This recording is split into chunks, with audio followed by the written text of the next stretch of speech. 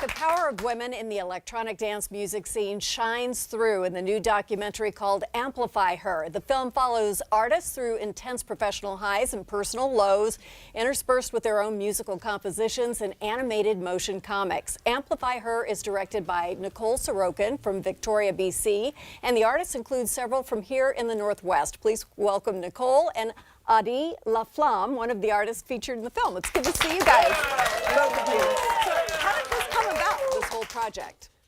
How did it come about, the project? It's a great question. So there's actually a co-director on the film, Ian McKenzie, and we had just finished working on the film Occupy Love, which is about the global Occupy movement. And he went to Burning Man, where all good things start. And he saw a woman performer by the name of Applecat and saw something really interesting about what she was doing and the kind of music that she was creating that was really different.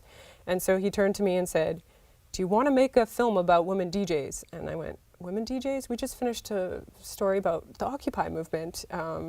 But he said, "I have a really interesting angle on it. I want to know what unique expression the feminine has to offer."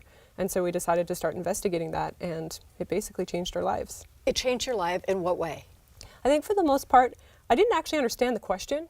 What unique expression does the feminine have to offer? I didn't really understand a lot of the traits that I have that are feminine that I had been hiding. And so as we started to deep dive and dig deeper and deeper into those questions, I started to realize all these amazing attributes about myself. I was literally shoveling away and hiding them. And so I own a tech creative company as well. And since the course of making the film, my office is now 50% women, actually more than that.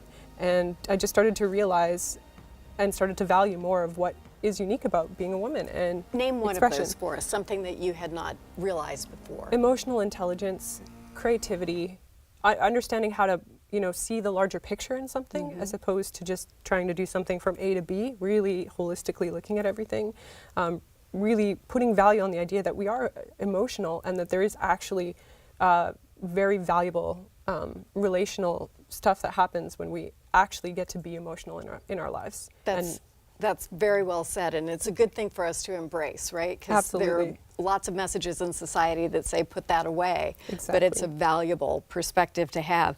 Adi, what inspired you to join the electronic music industry? Because the type of music that I wanted to hear wasn't being played, and I wanted to offer that. And then it became a lot of things after that, but I think that's what got me into it initially. And so did you find yourself being kind of unique in the scene when you arrived? When I arrived, there definitely were fewer women than there are now, and I was unique in that way.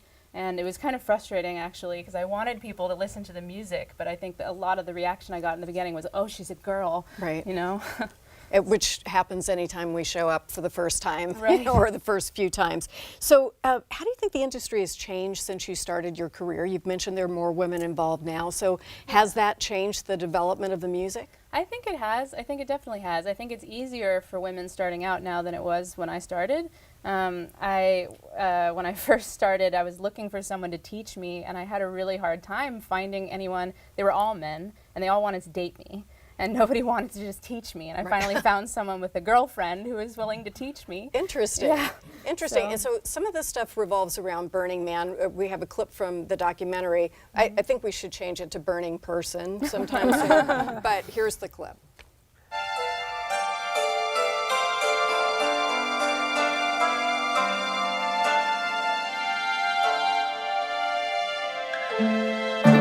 Every year, like right before Burning Man, I'm like, I'm not going this year, it's too much work, I'm tired, I don't want to do it anymore.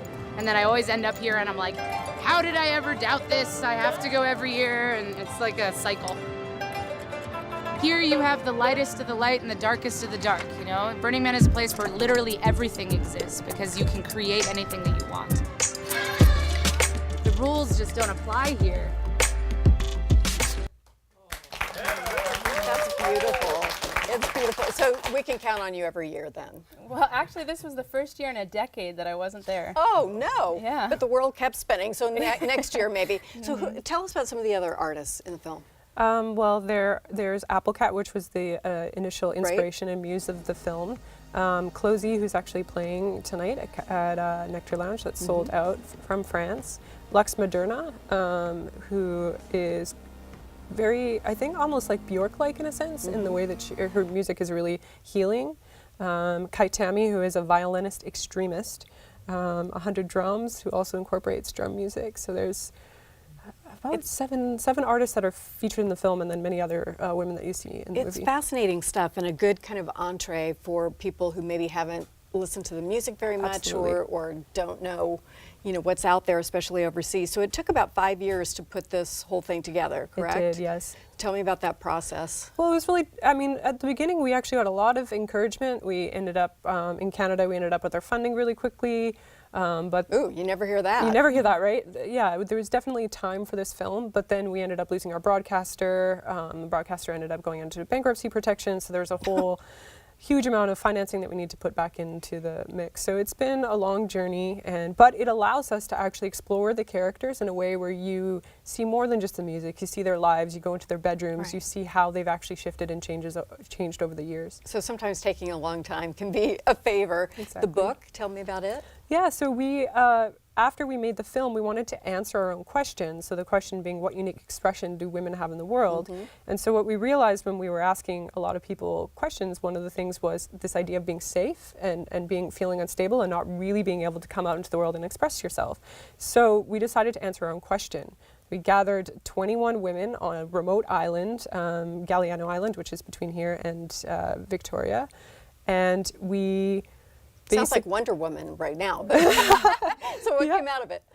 We came up with 7 beautiful stories told by women, about their real lives, but then I like to use the word hyper-fantasticized. So kind of in these sort of realms, there's one that's kind of like Blade Runner, another one that's really fantasy-oriented, but they're rooted in real stories about us, and they're by women. And they have a message. And they have a strong message. Thank you both so much. Fun to talk to you about this. The Purple Carpet premiere of Amplify Her is tonight at SIF Cinema Uptown in Seattle. The doors open at 6:30 and the first showing begins at 7.